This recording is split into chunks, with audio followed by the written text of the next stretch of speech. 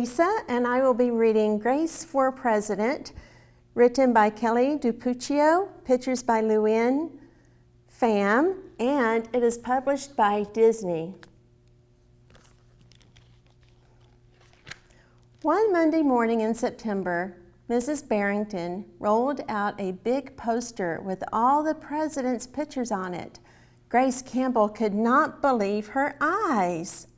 Where are the girls? That is a very good question, said Mrs. Barrington. The truth is, our country has never had a woman president. No girl president? Ever? Grace asked. No, I'm afraid not, said Mrs. Barrington. Grace sat at her desk and stewed. No girls? Who'd ever heard of such a crazy thing? Finally, she raised her hand. Yes, Grace?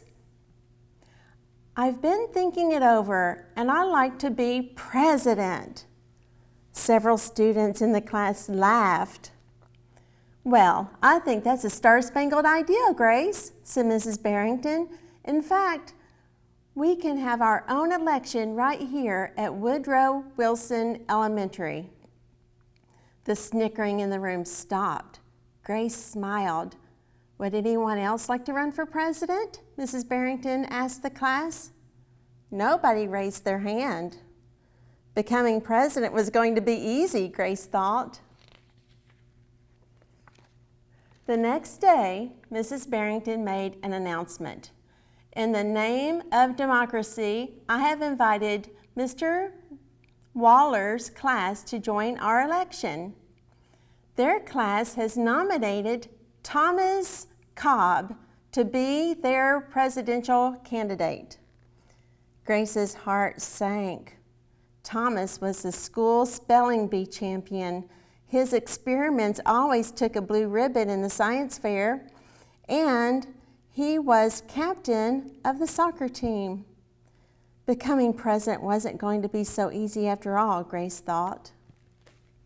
The teachers put the names of all 50 states and the District of Columbia into a hat.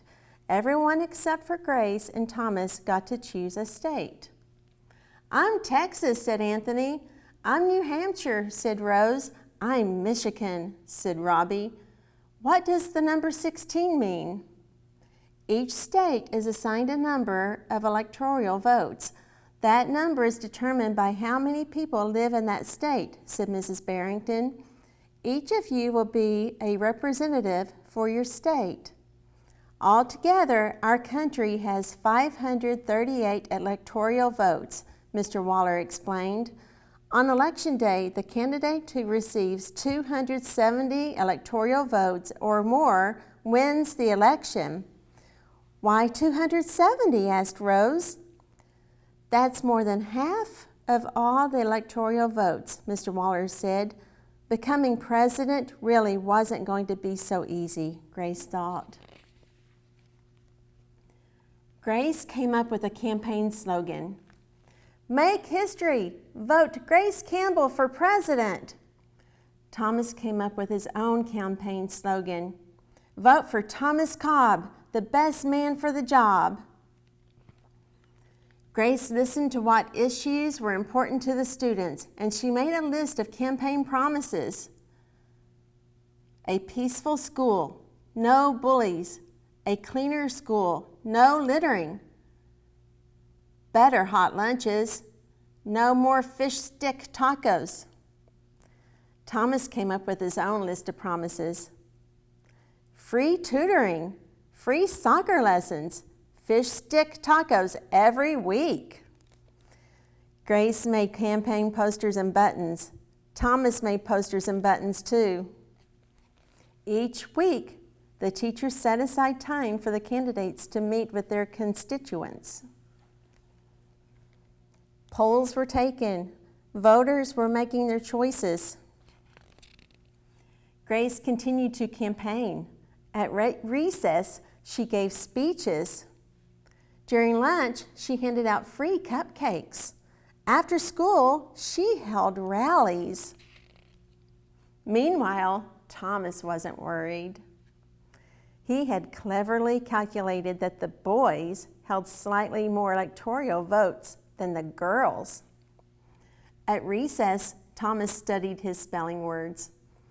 During lunch, he worked on his latest science experiment. After school, he played soccer.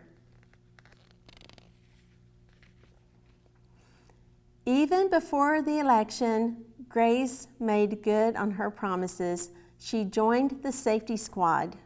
She organized a school beautification committee, and she volunteered her time in the school cafeteria.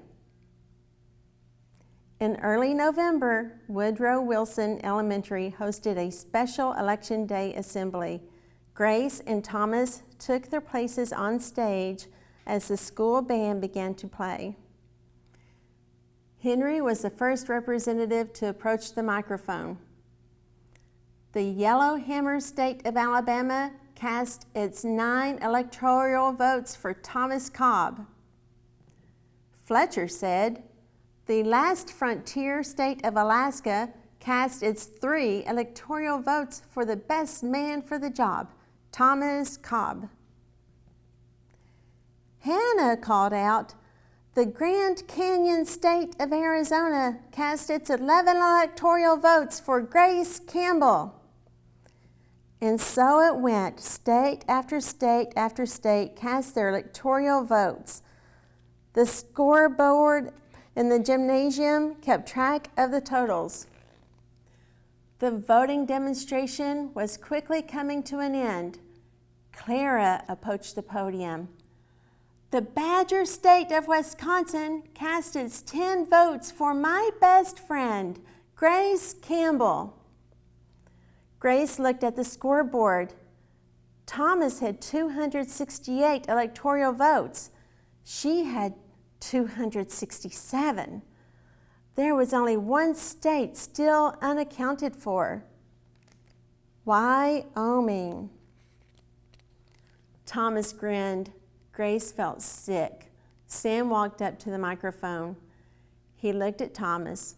He looked at Grace. He looked down at Grace's handmade flag. Sam didn't say a word.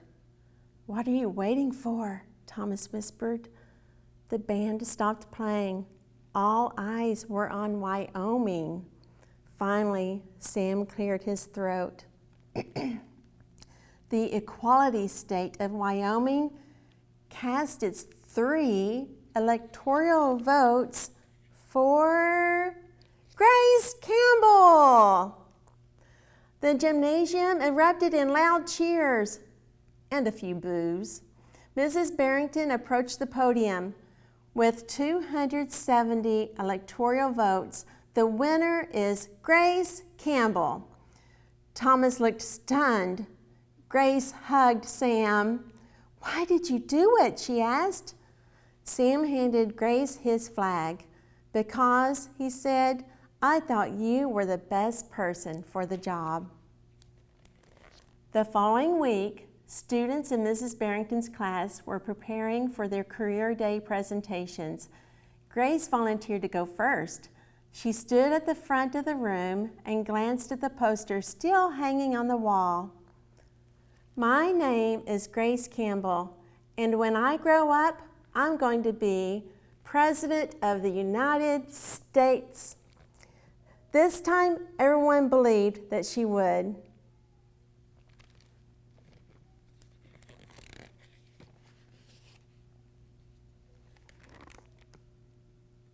The end.